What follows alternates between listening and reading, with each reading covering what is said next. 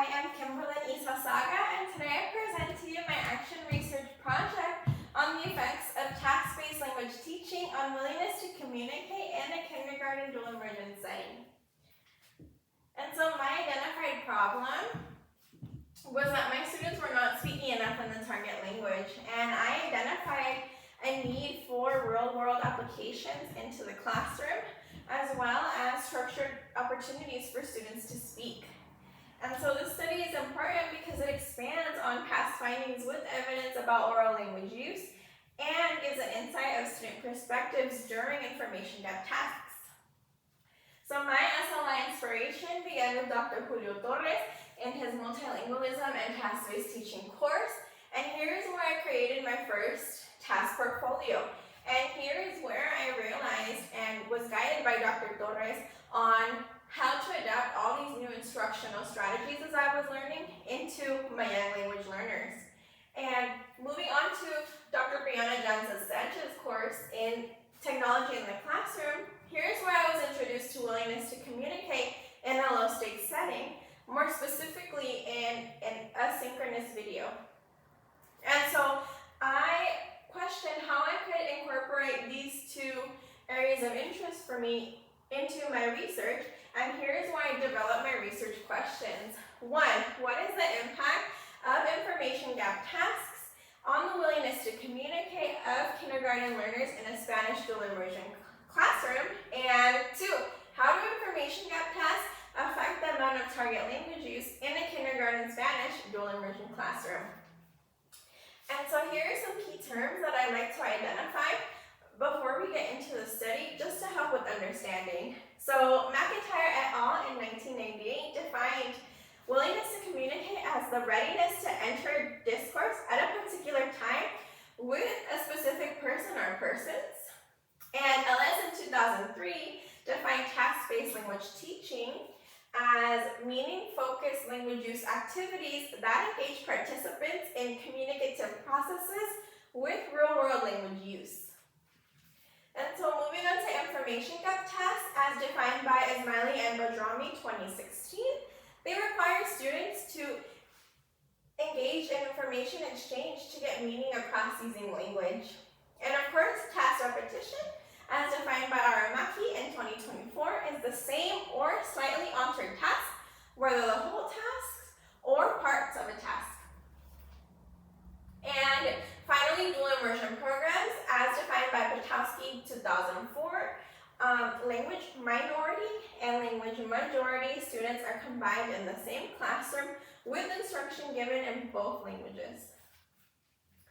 As I was diving into my literature review, one of the first themes that I noticed was fluctuations in willingness to communicate. And Zhang et al. In 2018 stated that willingness to communicate is a state that changes. So that made me curious as to what causes these changes. And Pollack et al. 2016 reported that the highest levels of willingness to communicate were recorded during parent and small group work. So this led me thinking into how exactly this would look into my classroom and how I can incorporate small group work. And next, speaking achievement. So Ismaili and Badrami in 2016 noted an overall improvement in speaking skills during information gap tasks, and this was evaluated using an oral grading rubric. And Aquila in 2025 noticed increased confidence in student speaking abilities. Task repetition. So Aramaki in 2024 found that both exact and procedural task repetition lowered foreign language anxiety. And Chitani in 2012 found that children remained motivated while repeating the same task for 5 weeks, a total of 9 times.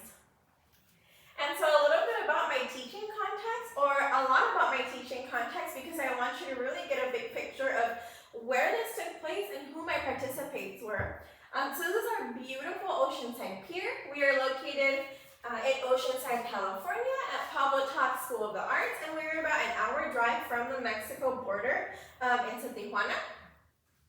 We have a student population of 432, with the majority being Hispanic and Latino at 74%, 13% white, 6% 2 or more races, and 7% other. 80% of our families are identified as low income, we get extra funding from the government because we are designated Title I school.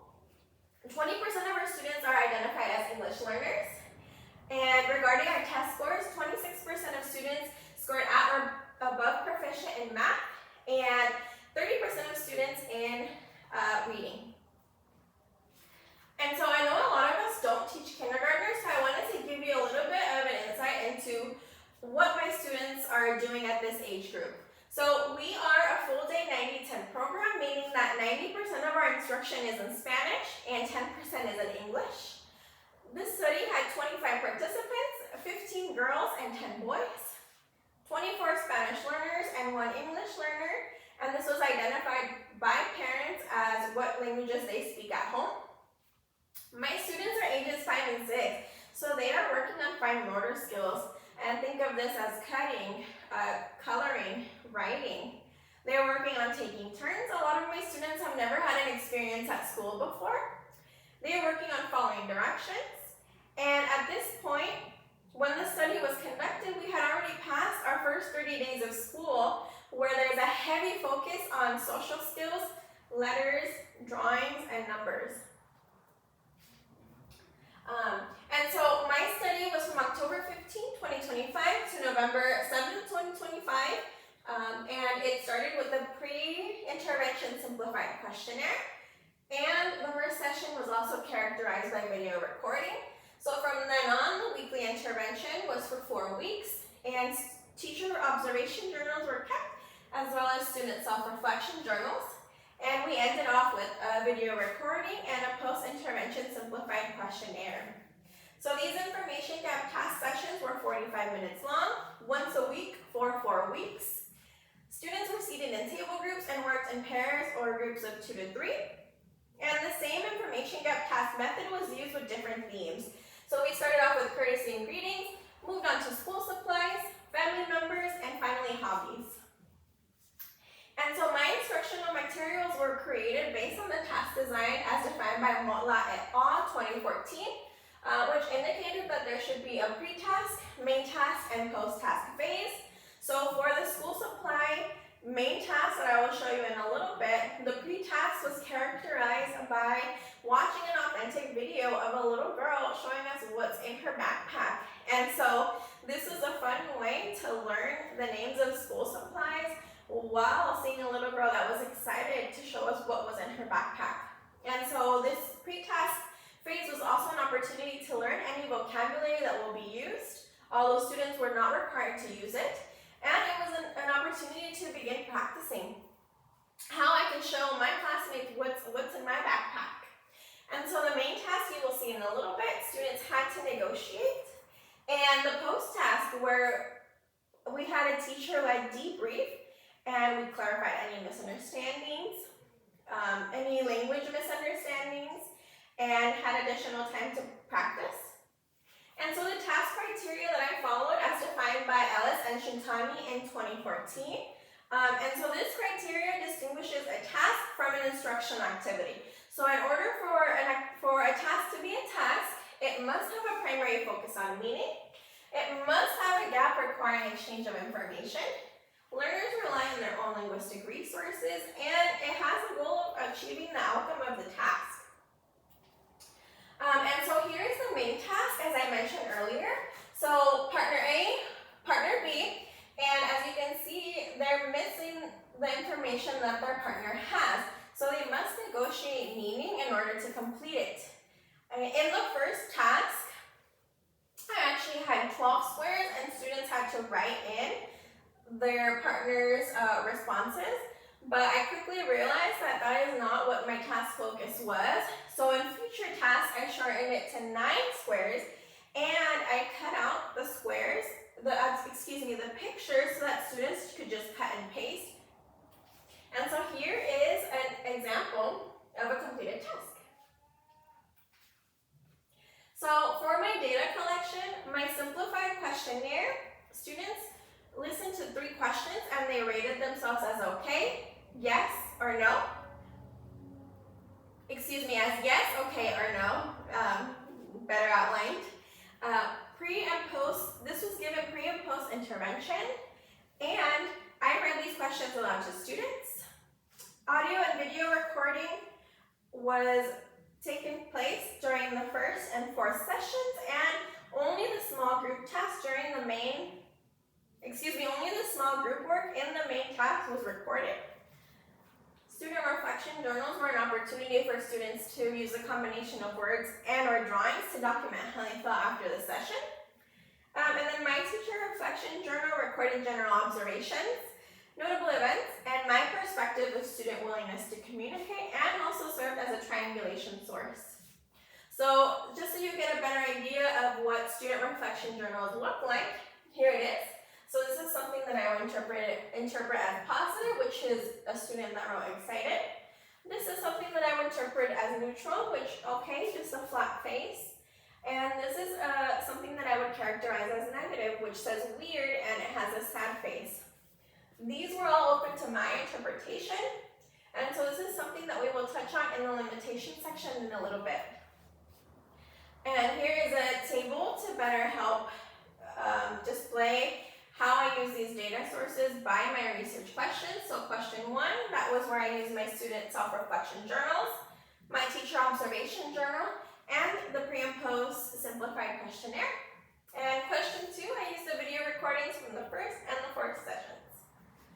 So the simplified questionnaire, I analyzed by taking the mean and the pre and post intervention per question, and I calculated the difference in the mean. The video and audio recording, I listened to each video and I recorded a tally for any Spanish word spoken. The student reflection journals were coded into a spreadsheet, and I categorized them as negative, neutral, or positive. And my teacher reflection journal was analyzed, highlighting recurrent patterns and themes. So moving on to my findings, and question 1 again was, what is the impact of information gap task on the willingness to communicate of kindergarten learners in a Spanish dual immersion classroom? So this is the pre and post simplified questionnaire student survey results. So question 1, I like learning new Spanish words. Pre-mean 2.84, post-mean 3, which a change in 0.16. Question 2, I use new Spanish words that I learned. Pre-mean 2.84, post-mean 2.64, which is a negative 0.02 decrease. 3, I feel good about speaking Spanish. Pre-mean 2.64, post-mean 2.68, which is a change of 0.04. And so question 1, findings continued. This is a student reflection journal responses by session. So session 1, 2, 3, 4. Session 1 we had positive, negative, increase in positive, decrease in negative, decrease in positive, increase in negative, increase in neutral. Stayed the same in positive, and then we still had some neutral. So no more negative by the final session. And my teacher reflection journal highlighted 3 different themes. Situational willingness to communicate, which I saw as changes in participation during the task phases. And a quote from this is that a student that was typically very shy and reluctant to talk due to her speech impediment raised her hand and used Spanish words in front of the entire class during the pre and post task stages. Student confidence, which I saw as reduced reliance on me and increased task completion. A quote from this is that students are finishing quicker, less requests for help, and students getting right to learn. And finally, student engagement, which I saw as their degree of involvement in the tasks. So a powerful quote from this was, the student that barely said any words in Spanish got right to work on the task using Spanish words. And my findings for question 2, which again was, how do information gap tasks affect the amount of target language use in a kindergarten dual immersion classroom? So here we have session, number of words produced. Session 1, we had a little bit under 200. Session 2, a little bit over 400. And because I had student absences, I also wanted to make sure that I showed the total number of Spanish words produced by participant per session. So session 1 had 25 participants and 191 Spanish words produced, which gave a mean of 7.64 per student. Session 4 had 21 participants, 425 words produced, and a mean of 20.23 per student. And so what do these findings mean? So 1, information gap tasks participation and target language production. And this aligns with AQILA 2025, which noted increased confidence in student speaking abilities through the course of the task.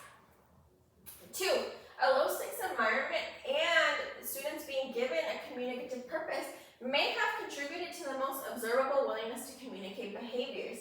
And so this aligns with Pollack et al. 2016, where they noted that the highest levels of willingness to communicate were recorded during pair and small group work. 3, willingness to communicate is not a fixed trait and can be highly variable even in the youngest of learners, as we saw in my study with 5 and 6-year-olds. And this aligns with Zhang et al. 2018, which found that willingness to communicate is a state that changes. And finally, task repetition may have increased positive emotions, and this aligns with our Aramaki 2024, which found that task repetition lowered negative emotions such as foreign language anxiety. And so my recommendations are to consider implementing task-based language teaching, as it may improve student engagement and willingness to communicate. Plan for longer time limits as students get familiar with the tasks. So in my first task, I was running around trying to get materials out, which on a regular day would have been fine, but I had students asking questions everywhere and it was just me. So it was difficult for students to get to work when they had questions and when they still hadn't had their materials.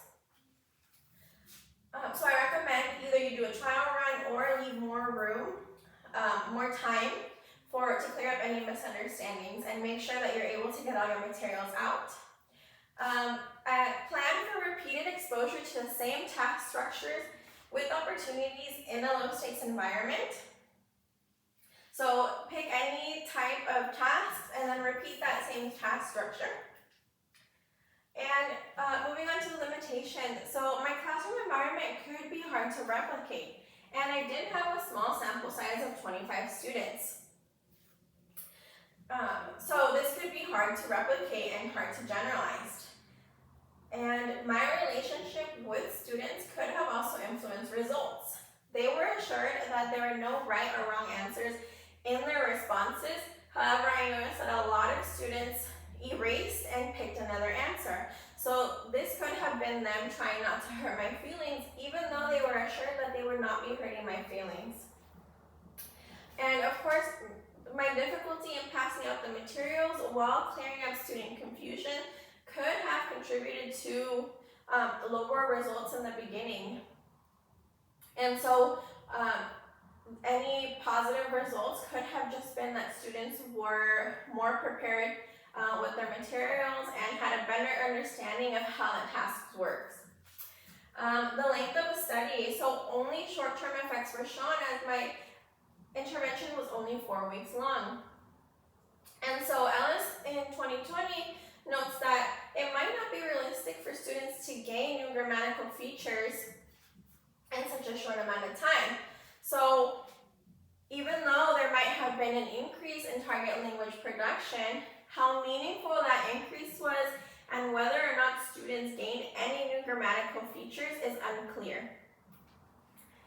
And of course, the lack of oral assessment and oral exit interview. So again, there's no clear indication that students demonstrated an increase in oral language abilities because the video recordings were analyzed by any Spanish words used.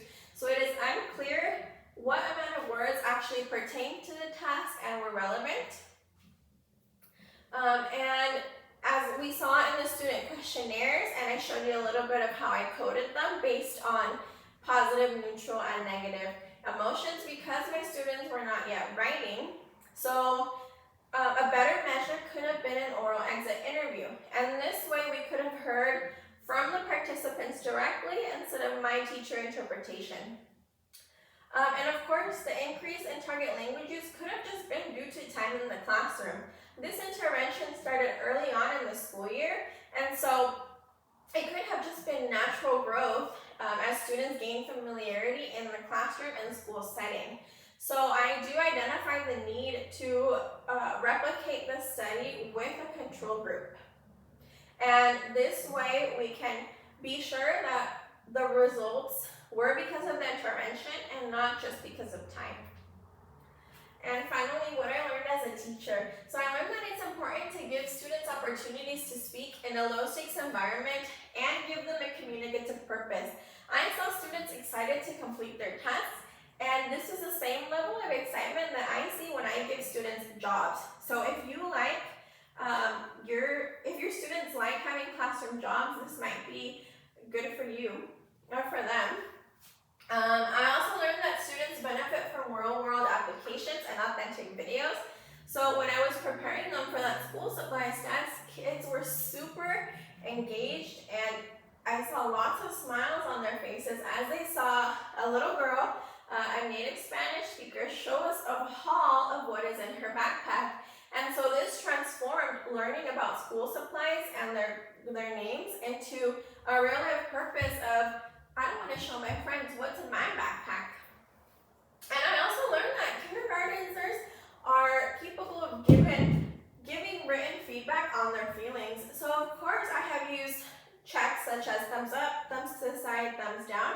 But this is the first time where I gave students an opportunity to and the space to draw out exactly what they were feeling. So this is something that I will keep incorporating because my students are very good at letting me know how they feel, and having them write gives me more of an idea than just a thumbs up, thumbs down, or thumbs to the side.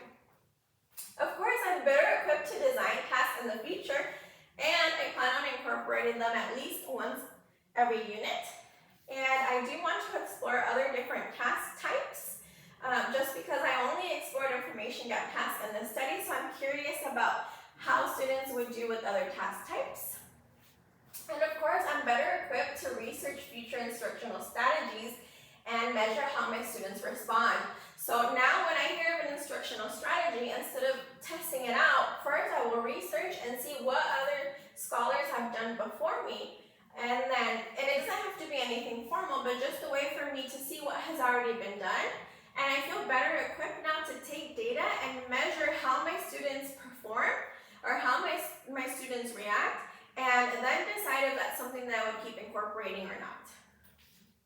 And so I suggest that future research should explore the effects of task-based language teaching on willingness to communicate with structured grouping. So I use random grouping, but I think grouping strategically or even allowing students to self-select partners could give interesting results.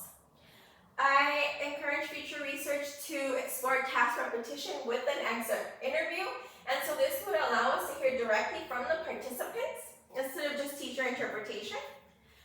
I suggest future research measure oral language use or oral language increases for a longer time period and focus on task-specific words. So I counted any Spanish word used, and so that left it unclear if students actually increased in their oral abilities. And I also encourage future studies to test information gap tasks with the control group. That way we know if this intervention worked or if it was just more time in the classroom that provided any positive results. And so if you feel inclined to explore how you can incorporate task-based language teaching into your classroom, I encourage you to scan this QR code. This is the Task-Based Language Bank. And you can find lots of different resources and lesson plans that are ready to go. And of course, my references, and my references continued. Thank you so much for tuning in today with me on my Action Research project.